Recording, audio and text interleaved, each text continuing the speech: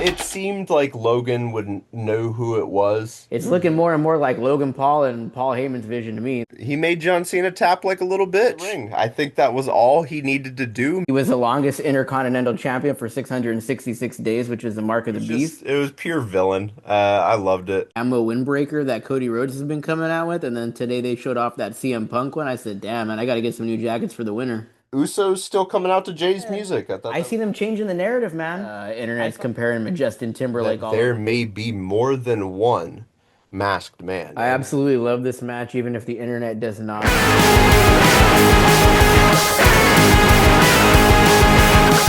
yeah, man, we opened off this Hershey, Pennsylvania show with Gunther coming out, music hits, and just welcomed by a cascade of boos. Um, I will say I did catch a few people in the crowd cheering and kind of clapping for him, but you couldn't hear them because the boos were that loud. You could just kind of see them in the background. And man, he had the biggest smile on his face. You could tell he was just soaking it all in. And it's almost like he hears the boos, but in his head they're just cheers. They're chanting Gunther. He doesn't hear asshole. He just hears Gunther. Only 2 days after the Cena tap out. I'll be honest, man. I didn't think it was that bad. I think John Cena put it best when he said before his match, "Hey, by Royal Rumble, no one will give a crap." I feel like they're not mad at Gunther. I feel like they're mad at WWE and creative. I listened to Dominic Mysterio get booed his ass out of arenas when he was with Rhea Ripley for over a year. And I'm telling you, it was so loud, all you could do was look around and laugh. You couldn't get a word in with your homie next to you. Compared to that, I thought it was mild. I mean, you put it best, it was Hershey, Pennsylvania. But I think in time, it's going to pass over. And I have a lot of more thoughts on the WWE than I do on Gunther. I don't think anybody's necessarily mad at Gunther. Is he getting a lot of heat right now? Keyword. Yes. Do I think it put him over a lot? Like more than he already was as a multiple world champion, more than he already was as the longest reign? I don't know, man. We'll see. I thought it was a good start. I think the crowd played its role. It did exactly what they were expected to do. Like you said, it's not like when Dom would come out and start talking on the mic, but it was getting there. And I wonder how much louder it was in the arena than what we heard on the live. But he didn't say much. He came out, let them boo him, got the mic. He managed to get out saying he did what he said he would do before he was drowned out by booze. And then just saying that he made John Cena tap like a little bitch. Drop, mic drop, walk out of the ring. I think that was all he needed to do. Mission accomplished. He doesn't need to go out there and cut a 5 minute long promo. I think he just needed to go out there and, poke the bear a little bit, get some booze, get some heat from the crowd, and we'll see how it carries on. I think if Gunther does his job right, he can definitely keep the heat from the crowd and keep it building. So I think he can use this for quite a while, and I think he will. If he's gonna do it well, and I think Gunther will. So I kind of liked the segment. I thought it was funny, and him repeatedly coming back out to the ring every time he'd almost get to the back and then he's coming back out and the crowd will get really loud again. You'd hear it swell back up. So it started the night off with energy. And then it carried off into a little backstage segment there. Carried off into a backstage segment where we have Adam Pearce coming at Gunther. Essentially, he calls him an asshole, right? He says he's an asshole for what he just said about John Cena, making him tap out. But again, I think they're more mad with creative than they are with Gunther. I want to point out that they had a little video of what happened a couple nights before. John Cena loses, he taps out. The next clip, they show everybody showing a round of applause for John Cena. They didn't show the madness, they didn't show the anger, they didn't show the boos. They didn't show the FUs. They didn't show Triple H showing off to the crowd that they thought they'd be a little bit louder with the boos. Instead, I see them changing the narrative, man. I saw Gunther walk out to "You tapped out. You tapped out." This is the same Gunther that couldn't even make Pat McAfee tap out, but he made our boy Cena tap out. This is the same Gunther that lost the belt to Sami Zayn. This is the same Gunther that tapped himself out to Jey Uso, but that's not a good narrative. You know what's a better narrative? Get the heat from Triple H and WWE, make a mockery that night, and the next time, why isn't Triple H there taking the heat? We want Gunther the asshole. Where they're redoing the narrative, so the next time he comes out, we hear asshole chants instead of you tapped out chants. But I think backstage we saw the next year for Gunther. We saw he's about to take on Otis. Whatever, mid card, it'd be fun.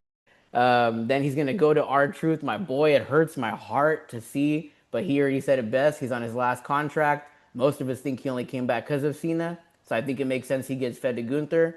Then towards the end of the year, I think you put it best, right? We get AJ Styles.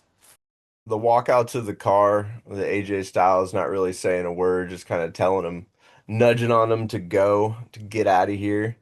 It made me pop when Gunther rolls down the window and hits him with the "You can't see me" as he laughs his ass off maniacally and driving off. It was pure villain. I loved it. I thought it was great. But yeah, that sets up. I think that they will be pushing for Gunther to retire AJ Styles. We'll see how that goes if that's the way it plays out, but I think that's what they're trying to spin on it right now.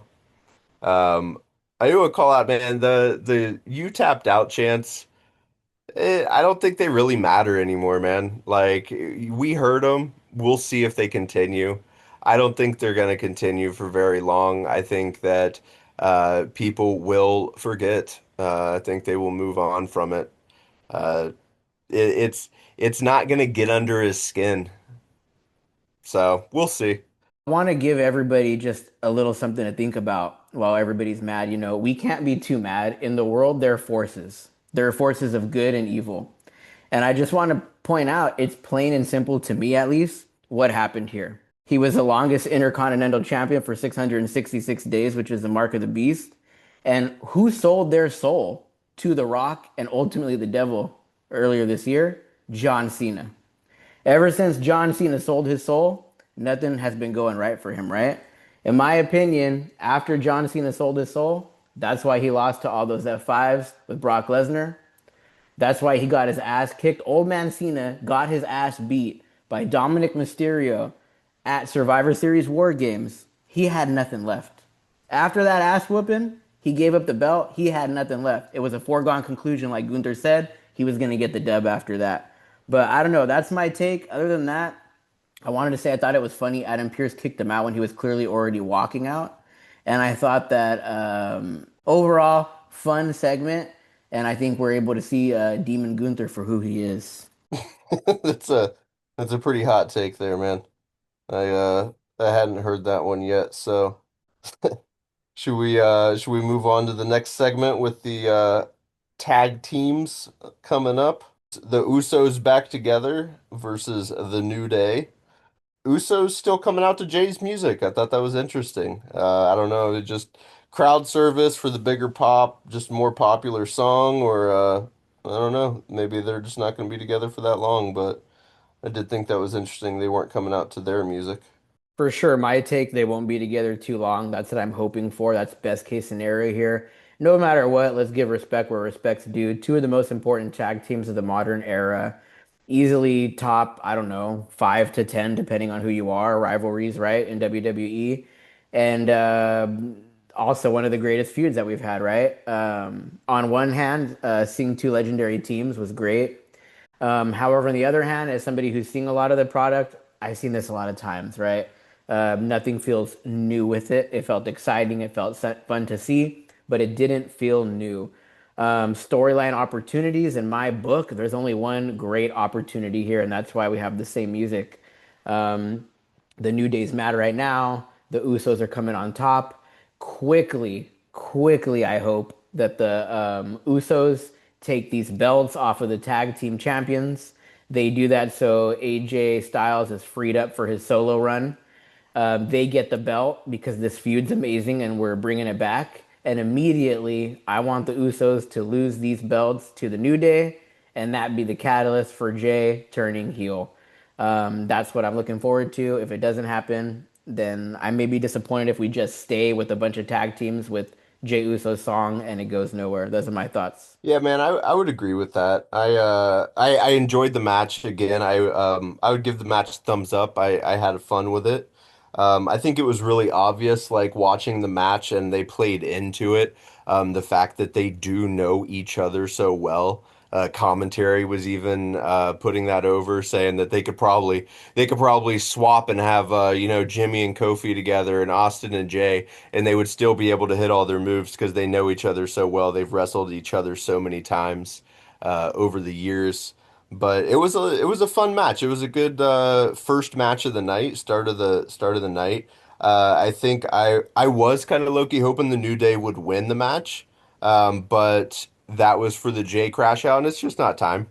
So I think when just like you said, if we get a championship on the line, all the better. And let's get the New Days back to champs because man, things just haven't been the same since they lost to the War Raiders, man.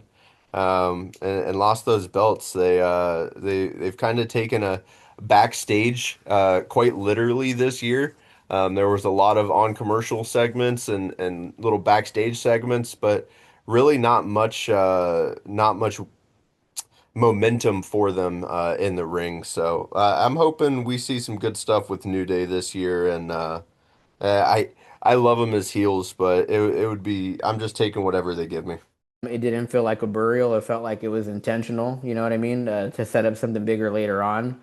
And yeah, ultimately we have the Uso brothers defeating Kofi Kingston and Xavier Woods. That's all I have to say on that one.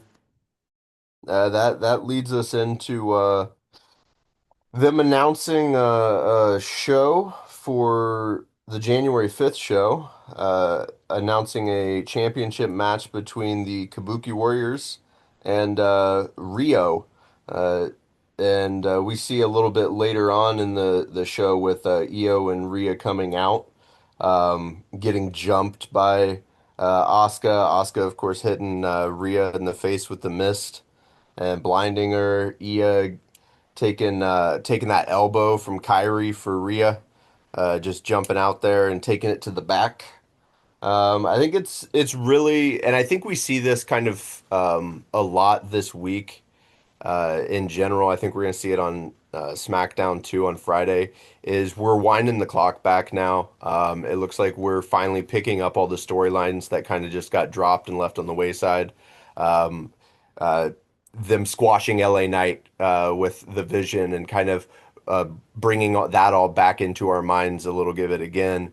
Us seeing the Kabuki Warriors and Rio getting back to their feud that like I don't know how many times Rhea is going to get blinded in this feud, but I think she's going to have some permanent eye damage.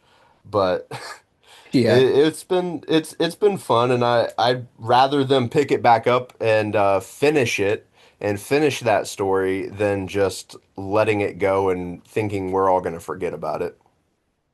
I don't mind it. I just want them to get it done already. I feel like we've seen these matchups a lot, but I was excited. Haven't seen Rhea Ripley in a solo real one for a while, right? So I was like, oh, hell yeah, here we go. It's going to be good. No one's going to mess it up for Rhea tonight. But bam, like you said, man, it did get messed up for Rhea that night.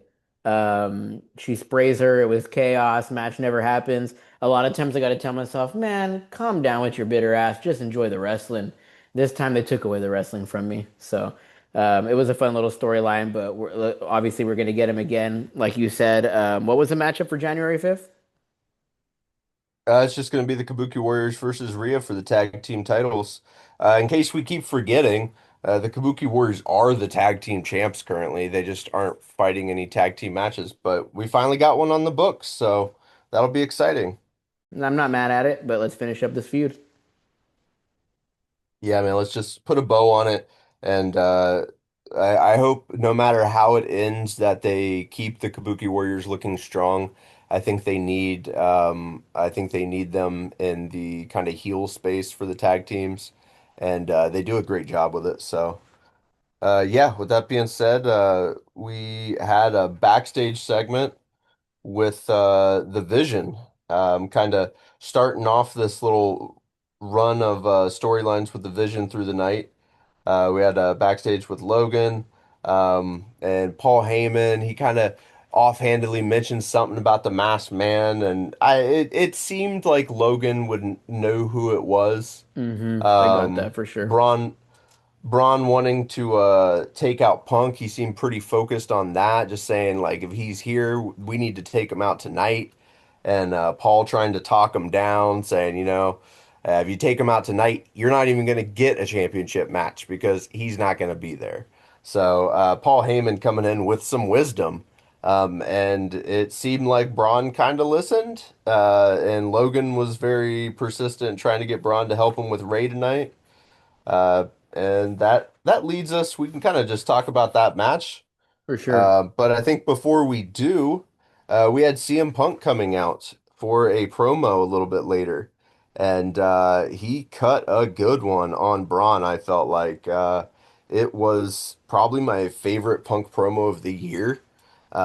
He's had a few good ones this year, but I think this one took the cake.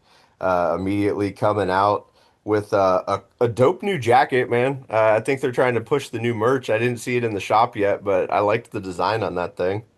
Hell yeah, man. There's a lot of good jackets, man. That white and camo windbreaker that Cody Rhodes has been coming out with. And then today they showed off that CM Punk one. I said, damn, man, I got to get some new jackets for the winter.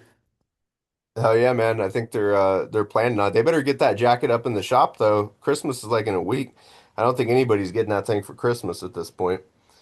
But yeah, dude, Punk comes out and calls Braun Breaker a cross-eyed Neanderthal Nepo baby. Uh saying obviously we know Brains never ran that family, and saying Braun Breaker kept opening his mouth saying he wanted the 2011 Punk, but he can't even handle 2025 Punk without his friends.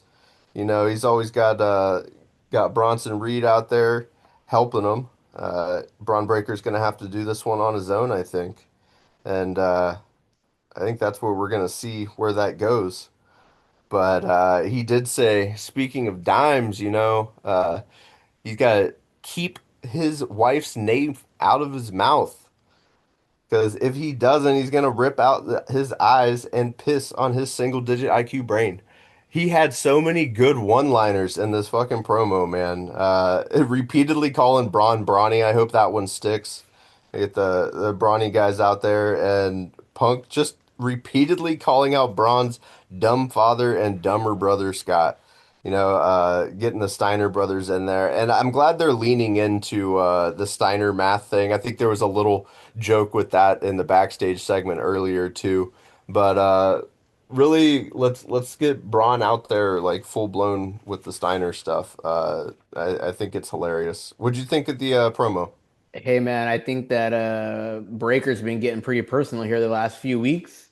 And I think it's time for CM Punk to get personal too. One of the better promos of the year, for sure the best promo from CM Punk. I agree with you. It seemed like backstage Logan Paul knew who the masked person was and then try to act like he didn't really know when Paul Heyman was asking about it. I also got a hint in the back, man, where like they're telling Braun Breaker to lock in. Logan Paul's been getting real comfy, man. Last week he's telling him, "Hey, did you guys see who hit me last week? How are we gonna take care of this?" He's like, "I need you to get over your little thing here. You got to lock in with me right now." It's looking more and more like Logan Paul and Paul Heyman's vision to me, the Paul's vision. But I don't know. And then overall, man, I think CM Punk just crushed Braun Breaker here. I think he showed him when Braun Breaker said, "Oh, you need me to cut a real promo? Consider it cut, right? Drop the mic type of deal." I think they let CM Punk loose one time and he just shit it all over Braun Breaker's promo, man. I mean, we saw Braun Breaker the week after, not looking as strong with the promo, in my opinion. And I thought it was a great one. I think it goes more with CM Punk, even though let's face it, he's not the CM Punk of old, right? I think it does go with him getting mad. I think it goes to him losing, maybe getting a good look right before January 5th and then losing in January 5th.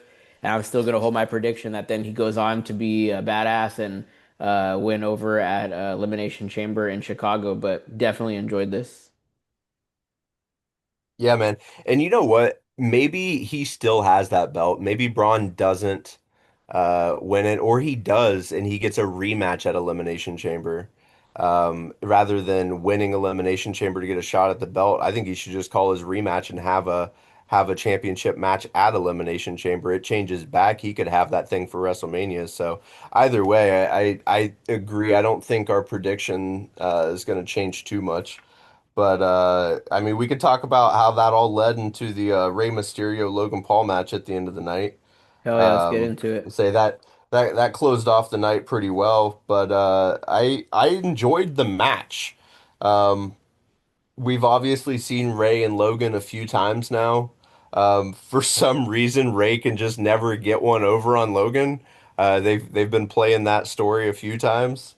But Rey was playing this smarter, man. He was trying to duck under and get some good reversals, but dude, he's so good in the ring. I feel like since he's come back, that match that he had with Sheamus and Cena versus the Judgment Day, and this one here, he looks quicker in the ring than he was at the beginning of the year before WrestleMania. So I think whatever rehab he has done has really worked for him because he's looking a lot better in that ring.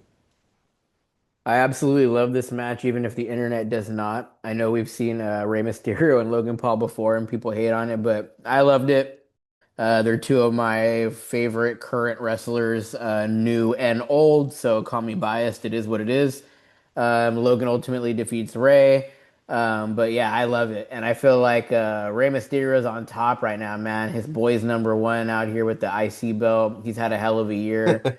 He can't be mad, right? Logan Paul can't be mad. He's had multiple looks with John Cena over the year. He's teamed up with the Vision. I mean, this guy, what's he going to complain about? Overall, I loved it. And then it came down to the masked man coming out, right? We could see his eyes for the first time. It gets revealed that it's Austin Theory. He's got kind of like a new head shaved look. Internet's comparing him to Justin Timberlake all over Twitter from what I saw. I don't know. I like it. My biggest criticism is they should have revealed it at Survivor Series. And I thought it was very underwhelming, anticlimactic, just because we already knew what was going to happen. But I think there's one saving grace, and I think you're the first person that I ever heard the saving grace from. You mentioned kind of like a faction within a faction before, and I truly believe that's the only way to save this. No, man, I wanted to talk on that because I've kind of thought it out a little bit more, and I think it would be interesting. Hmm. Um, One I wanted to call out, Punk did come out to help Ray. Kind of stopped. You started to see Bronson and Braun coming out from the back, Yeah. and just like Punk said before the match, Punk told Ray that he had his back if anything comes out there. And sure enough, Punk runs out with a chair, hits Bronson, hits Braun with the chair, and they kind of go off while the match was seemingly finishing up. Heyman slipping Logan the Nux, Ray getting the better of him, hitting Logan with the 619, which was a lot of fun. And there was another spot in the match I actually wanted to call out, though. It was Logan hitting the Three Amigos. It Hmm. seemed very much like Ray was almost walking him through that in the match because the Three Amigos were a little slow. Each one kind of hit and they laid there for a second. You could see a few words getting spoken. And I thought it was a fun spot though, especially if that was Ray calling that on the fly and getting Logan to just kind of go with it. Um, I thought it was a fun match, fun spot. But yeah, uh, Ray goes to pick up the Nux, and you're like, oh, is Ray gonna use them? And sure enough, Masked Man comes out, stomps, and like I said, it was revealed that it's Austin Theory. We kind of already have figured that it was. We assumed that it was, and I have a deeper theory here that goes with Austin Theory, and I think Logan Paul might be involved in that. Obviously, we saw earlier in the night, Logan seemingly thinking he knew who the person might have been Hmm. or just counting on them showing up, as if he had some kind of more information on that. I think it's worth calling out because this was obviously the same masked man that climbed in there at War Games. Everyone thought that was Austin Theory. This guy's the same build and stuff. But on that episode of Raw that the Masked Man came out with Rey Mysterio and LA Knight, it looked like a different frame. It looked like a different person. And I still think, but I think there could still be one other masked man working in the shadows here. And I think that Logan Paul might be connected to it. And I think that they all might be working for Seth Rollins to take down the Vision from the inside. Because only after Seth Rollins left the Vision did Logan Paul really come into it. I think we're going to see Logan, and maybe as Austin Theory works his way into the group, I think it would be a lot of fun if Grayson Waller or someone else. We haven't, the other person that was getting called out for the Masked Man that a lot of people were saying Austin Theory, but I heard quite a few people saying that it could be, Montez uh, Ford. yes. There was a lot of people saying that it could be Montez Ford, and I think that would also be a great choice to be a part of that. If you had Austin Theory, Montez Ford, and Logan Paul all together, that would be pretty wild. I thought Grayson Waller would be fun, but I think A-Town Down's done. But Grayson Waller, just to call out him and Logan Paul could be a lot of fun together. To see that kind of play out. So I don't know. I think that there's something more at the works here. That's just me conspiracy theorying it for Austin Theory. But I will say the reveal seemed a little lackluster. I don't think it got the pop that they thought it was gonna get. Um, and then it was just kind of him staring off at the camera, buzzed head, scraggly beard. Um, it was a little different look for him. And as we cut back to the ring, though, of course, Punk was trying to save Ray and was a little distracted, and Braun gets the spear on him in the end. And so we end up ending that whole match and night out with Braun Breaker holding the belt over Punk, telling him if he talks about his family again, Punk's never going to stand on his 2 feet again. And man, Braun in that belt. He looked good with it after they got it off of Seth Rollins, and he still looks good with that belt now. So I think our prediction's going to stand, and we're going to see Braun with that belt on him pretty soon. I for sure agree with your sentiment. I do think it's going to be a faction within a faction, but when I think about it deeply, I mean, it's just Braun Breaker and Bronson Reed. That's just two. So you just need three to take them over, right? So I'm thinking, is it Logan Paul's group? Is it Seth Rollins' group? And it's just Logan Paul and one other one. I think everybody knows that there was multiple bodies acting as the masked man. So was just that a divert was that just to divert us to not think it was Austin Theory when we all knew it was because they thought that was gonna save the reveal when it definitely didn't? Or are they smarter than that and we're actually gonna get multiple people, which is what it's leaning towards now? If not, and they just waited to just reveal it's Austin Theory and it takes months for anything else to happen other than that, and he's just kicking it with the group, I think that would be pretty lame. So I think we have a pretty clear understanding of what will make this worth it and a pretty clear understanding of what will not make it worth it. But yeah, we'll look forward to it and see what happens. I think we're both in agreement. We got a new champion, Braun Breaker, coming up sooner than later. Yeah, and I think also to kind of slide in there with the Vision, I heard them talking a little bit about LA Knight's injury right around that backstage segment, the first one. They were saying that he was out with a cracked sternum and other injuries, and that he would be out indefinitely. So we don't know exactly when he's going to be back. I'm guessing surprise Royal Rumble. Yeah. Uh, person.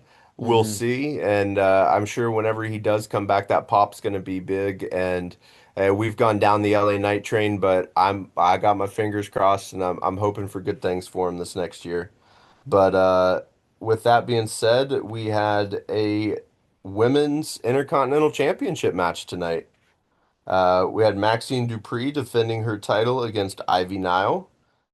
I thought this was a really good match overall. I liked it. I thought it made Maxine look really scrappy. I thought she already kind of had that with Becky, but this kind of just set it in and is really showing her come into her own. And I thought it made Ivy Nigel look pretty strong though too. It was a really good match, really good back and forth.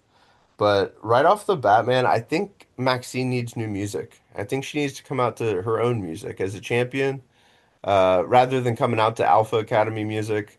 I think she needs to come out to something on her own. So I hope we get some new Maxine music coming up.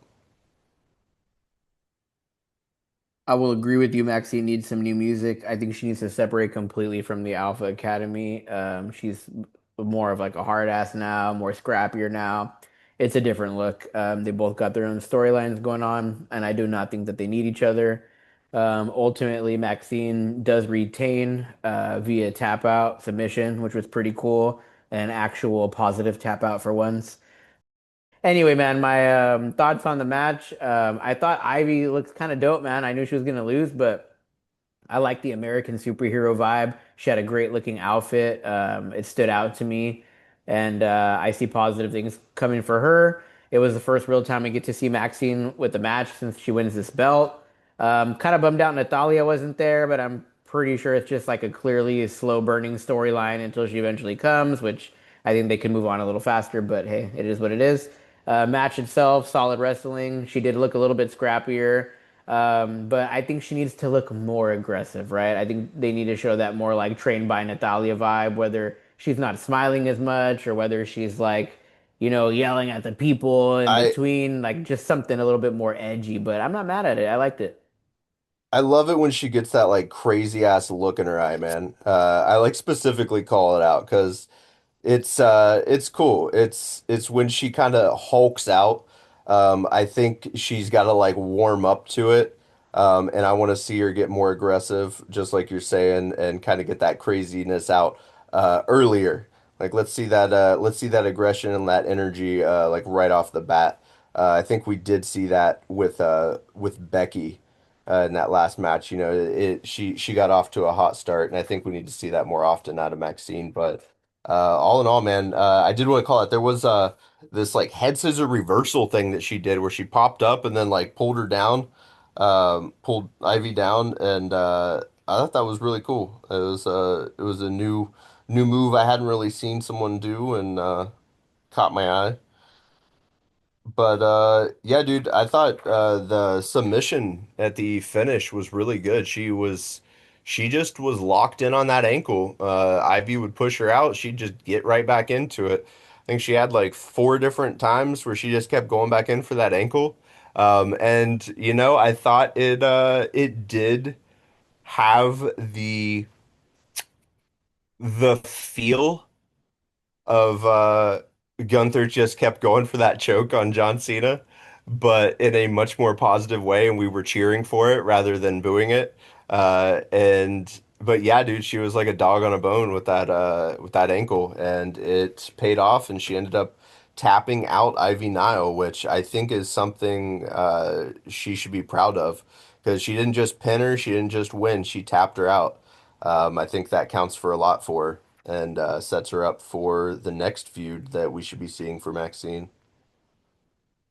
Hell yeah, man. Was that the last match of the night? Was that our Monday Night No, Raw? no, no. We let's see. We had after that we had a little video package of the NXT talent from Saturday night's main event, which I thought was cool.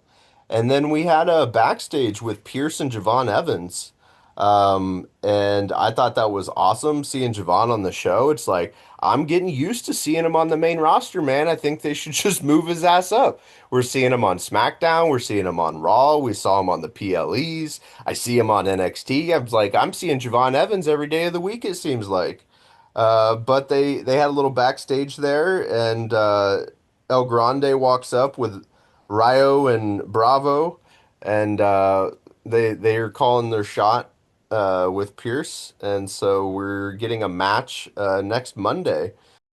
Yeah, man. So I'm just happy to see Javon Evans getting more opportunities on the main roster, and looking forward to seeing this match next week. I feel like he's going to maybe burn through all the Americanos until he gets to Grande. Yeah, I'm not going to be long-winded on this, but I guess to sum it up in like one or two sentences, I'm predicting match of the week for next week. I think that that puts a lot of hope on Rio Grande, you know. I haven't seen a whole lot out of him. I don't remember which person is playing him at the moment, but I know Javon always has banger matches, so yeah, I think that's a pretty safe assessment, man. All right, man. Yeah, we had like a little backstage segment with Judgment Day before the Stephanie Vaquer Raquel Rodriguez match. I thought one thing to note from it was just that Dom kind of mentioned that JD would be shelved for a while. Not sure what that's all about, but hoping he comes back soon. I don't know if that's going to put a damper on him and Finn, or any plans that they might have had for the two of them, but hoping JD's back well. And that led us straight into the match with Stephanie Vaquer and Raquel Rodriguez for the Women's World Championship. Um, I'm not going to talk too much on the match. I thought it was really fun match. I liked Raquel's new ring gear. I thought it looked pretty dope. Big Mommy Cool's out there to prove that she's got what it takes to win that world championship, and I think she proved that. I thought that their chemistry and everything in ring was really great. It was good to see Stephanie having a great match and not just a mediocre match like I think we saw at War Games. I wasn't a big fan of her match with Nikki Bella. I don't think they have good chemistry, and it was good seeing Stephanie and Raquel have a much better match than that. Yeah, I won't talk on this too long either. I'll keep it pretty short, but I was excited for the match. I think Raquel is super strong. She's a great athlete. I want to see her up against these bigger girls like Jade and Lash and whatnot later on. Nikki Bella interrupts, sends in a DQ. Pretty irritated as well. I'm super over this feud. Mostly for Stephanie though, man. I really do believe as soon as she gets an A-list opponent like Liv Morgan, the belt's going away. So I just want to see something exciting. I want to see her beat a few people that are credible that we actually like from the current roster before we see her lose to somebody. The Nikki feud has been very underwhelming in my assessment. I've seen reports that Nikki wants to stay around for a while, and after her little run here, she's going to be like a management type deal or something like that with characters, which, meh, we'll see what happens with that. But yeah, I mean, screw it, right? Let's go to the future. I think best case scenario, like what's going to happen here? Are we going to get an elimination with Nikki and Raquel, and then ultimately one of them will get to go against Stephanie, and hopefully that'll be Raquel? Or are we going to get some kind of a triple threat? Either way, I don't really care what they do. I just want this to be over and done with already. I don't mind Raquel versus Stephanie, but I don't want to see it three more times either. So I want it one time. I want it to be good. And I want all of this to be way passed over by the time we get to the Royal Rumble. That's all I really have to say on this match.